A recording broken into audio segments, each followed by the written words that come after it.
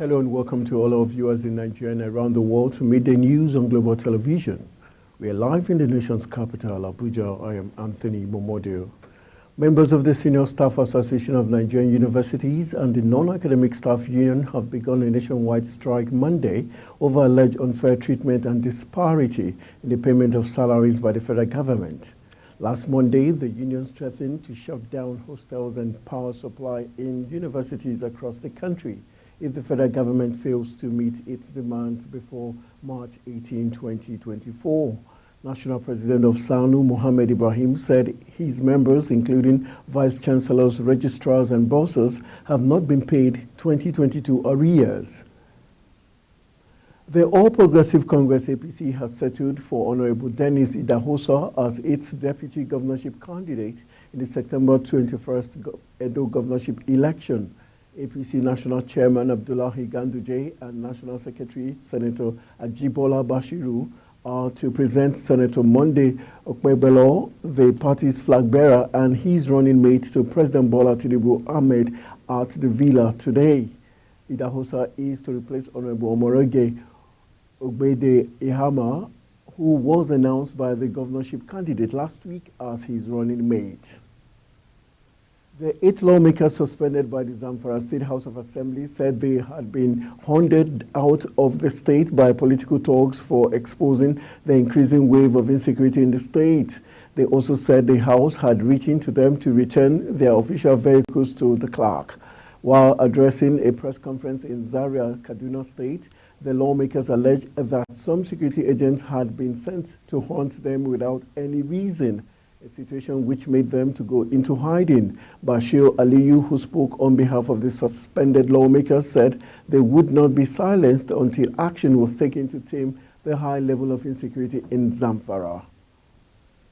The Nigerian Army has confirmed the killing of 8 officers who were on a peacekeeping mission to 2 warring communities in Delta State. Those who lost their lives include a lieutenant colonel, 2 majors, 1 captain, and 12 soldiers.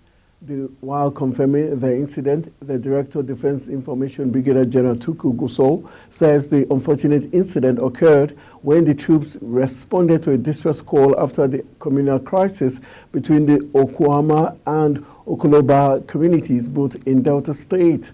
The reinforcement team, led by the commanding officer, was also attacked, leading to the death of the commanding officer, 2 majors, 1 captain, and 12 soldiers. The United States Children's Fund UNICEF has called on state government in Adamawa, Bauchi, and Gombe to put in place better social policy as a way of tackling child poverty. The United Nations agency made the call during a 2-day meeting held in Gombe, organized by the Bauchi Field Office of the UNICEF, with experts on social policy as well as journalists from 3 states. During the meeting, the participants were exposed to issues that trigger child poverty, which has become a major threat to children's well-being and future.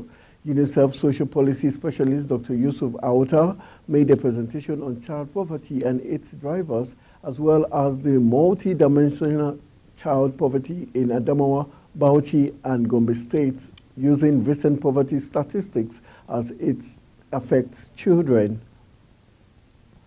Borno State Governor Babagana Zulum laid the foundation for constructing an eye and dental hospital in Biu, the headquarters of Biu Local Government Council. The eye hospital will feature 2 operation theaters, consulting rooms, and an administrative complex, and male and female wards with a combined capacity of 56 beds. Meanwhile, the dental hospital will be equipped with all the facilities necessary to provide dental care to the people. The governor stated that his administration has approved 2 eye and dental hospitals to be situated in southern and northern Borno to complement the one in Maiduguri. In compliance with the directive of President Bola Tinubu to immediate reopening of land borders with Niger Republic, the Controller Nigerian Customs Service, Kebbi State Command, Iheanacho OGK, has opened Kamba land border. While reopening the border, OGK says Kamba is a strategic border with the major share in Kebbi State revenue generation.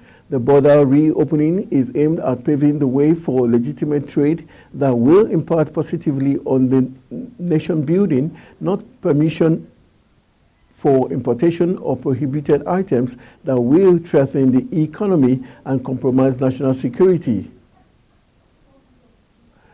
You're watching Midday News coming to you live from Nigeria's capital, Abuja. We're on Star Times, channel 276. Kindly follow us on all social media platforms using @Global TV NG and other handles now showing on your screen. When Midday News returns, federal government offers 450 billion naira bonds to investors. These and other stories coming right after this break. Do stay with us.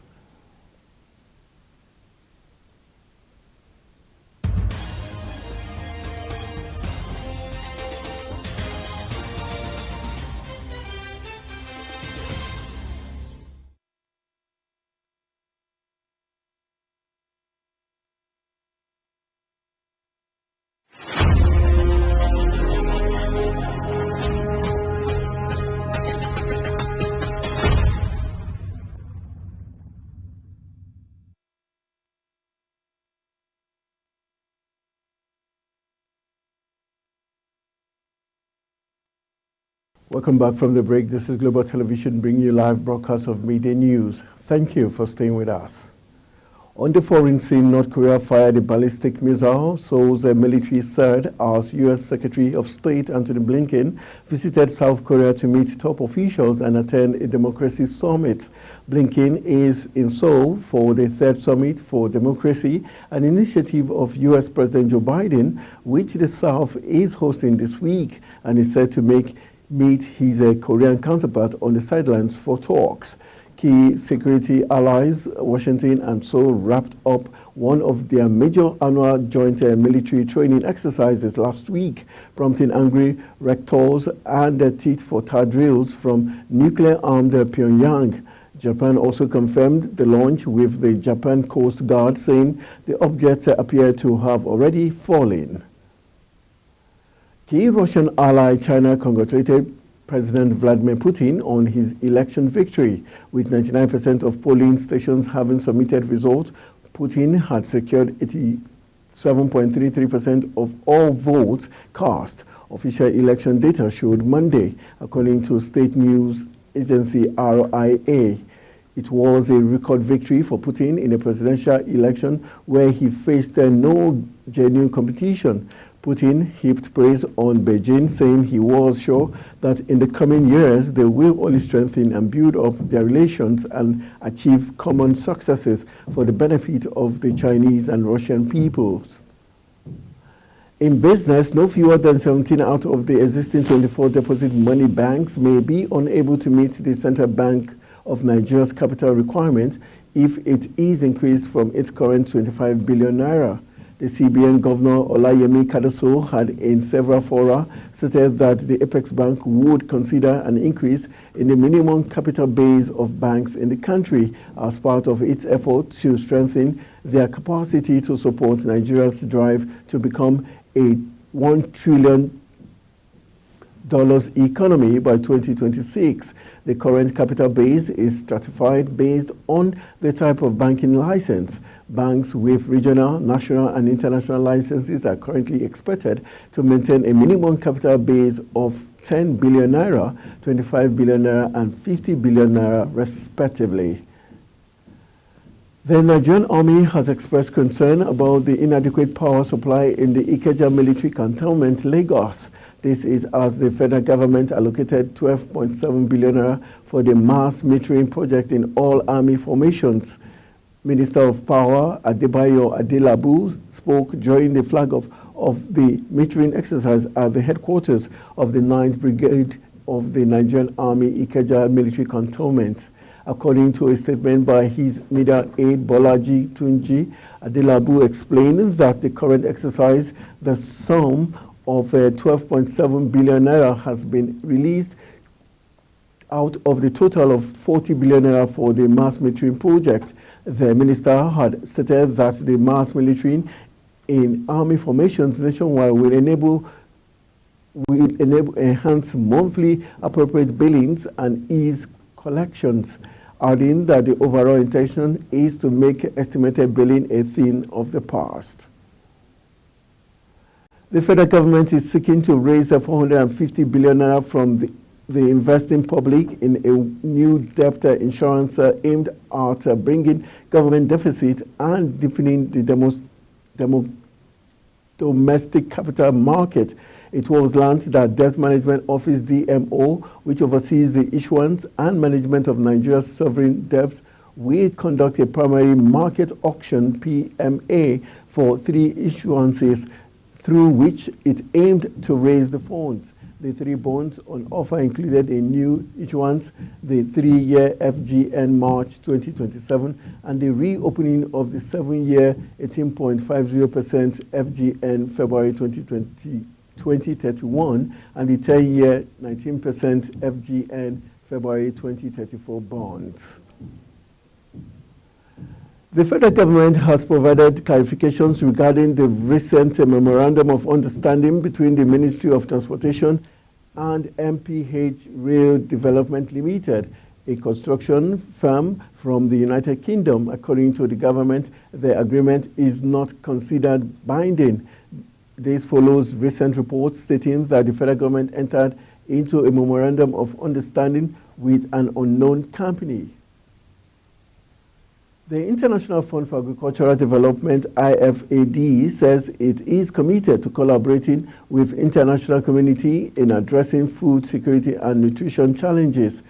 Dr. Donald Brown, IFAD Associate Vice President, Rome, made this known at the International News Conference in Abuja, says the mission was to deepen IFAD's partnership with the federal government and also support government effort at food system transformation. According to him, the gesture is geared towards food and nutrition security, improved livelihood of smaller farmers, and inclusive agro-industrialization.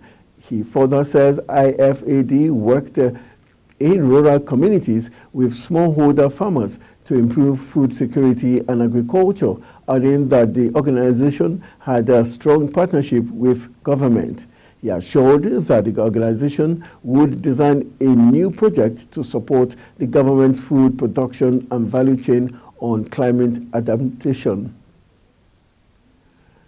The leaders of the Fulani nationals in Nigeria expressing concern over the challenges faced by the pastoralists have issued a stern warning threatening to halt the sales of livestock nationwide if their grievances are not addressed.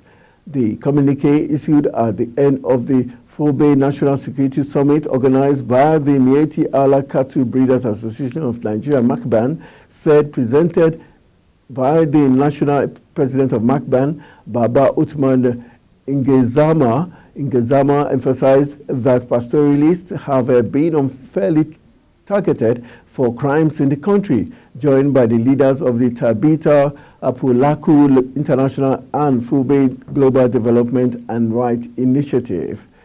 Ngezama alleged that the government has not made significant progress in addressing the root causes of the current conflict and the challenges faced by the Fulani community.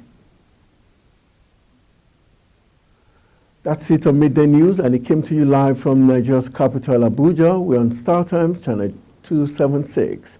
Kindly follow us across all social media platforms using Global TV NG and other handles now showing on your screen. I am Anthony Momodu saying thank you for watching and see you again.